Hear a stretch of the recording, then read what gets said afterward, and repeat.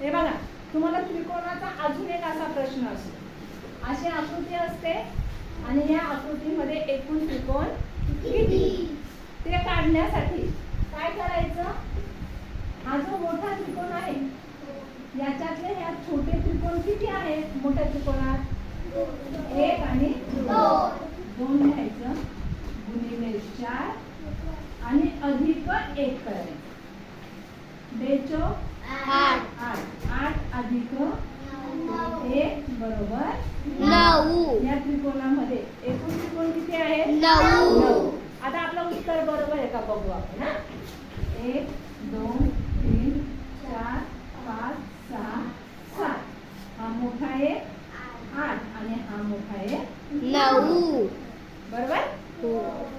अशी आकृती आली की 2 गुणिले 4 अधिक 1 म्हणजे मोठ्या त्रिकोणाच्या मध्ये जे छोटे त्रिकोणांची संख्या असते त्याला गुणिले 4 करायचं अधिक 1 करायचा, एकूण त्रिकोण निघतात.